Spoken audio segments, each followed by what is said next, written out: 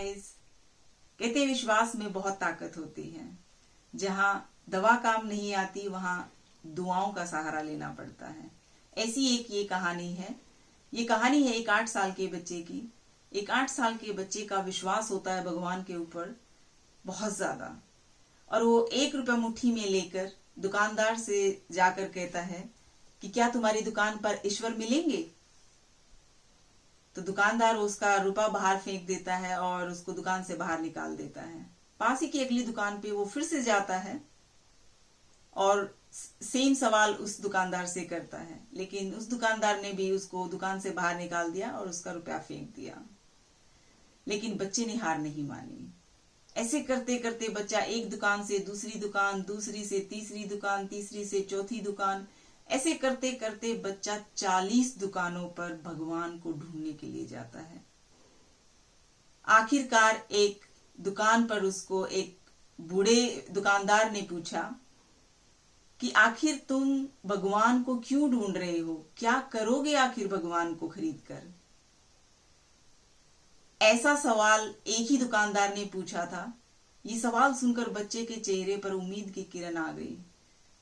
उसके बच्चे के चेहरे पर खुशी छा गई।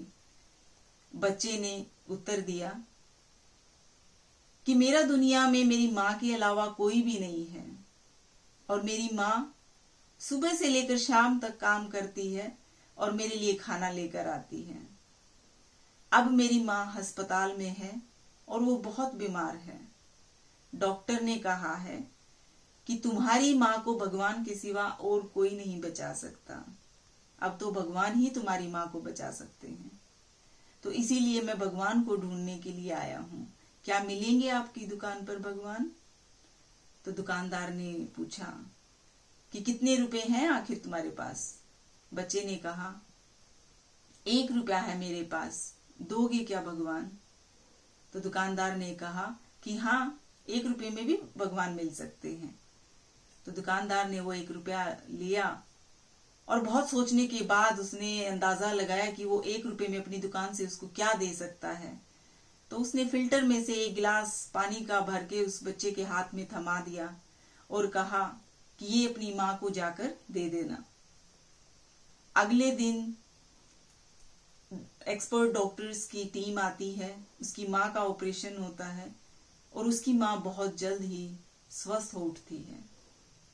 डिस्चार्ज के बिल पर, डिस्चार्ज का जो कागज था उसके ऊपर बिल देखकर उसकी माँ के होश उड़ जाते हैं। वो रोने लग जाती है। डॉक्टर कहते हैं, आश्वासन देते हैं उसको कि आप टेंशन मत लो, चिंता की कोई बात नहीं है। आपका बिल एक सज्जन ने, एक बुजुर्ग महात्मा ने चुका दिया है और आपको चिंता करने की कोई जरूरत नहीं है। और उसके साथ ही उसने एक चिट्ठी भी दी है। तो वो महिला उस चिट्ठी को खोलकर पढ़ने लगती है। उसमें लिखा था कि मेरे को धन्यवाद करने की कोई जरूरत नहीं है, क्योंकि आपको तो साक्षात भगवान ने आकर बचाया है। मैं तो सिर्फ एक जरिया बना हूं।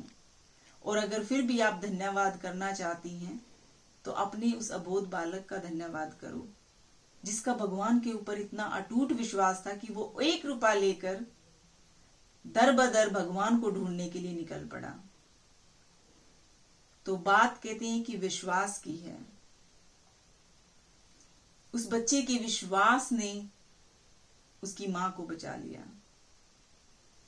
तो भगवान को ढूंढने के लिए लाखों करोड़ों का दान देने की जरूरत नहीं होती। भगवान को 1 रुपये में भी पाया जा सकता है। भाव कहने का यही है कि श्रद्धा सच्ची होनी चाहिए।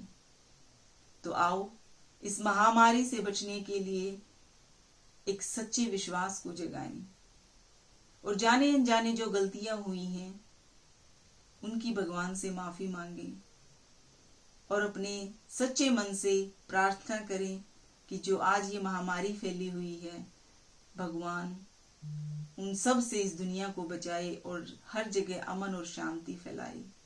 तो इसी कहानी के साथ मैं आपसे अलविदा लेती हूँ और अगले वीक एक नई कहानी के साथ फिर से मुलाकात होगी। तब तक के लिए नमस्कार।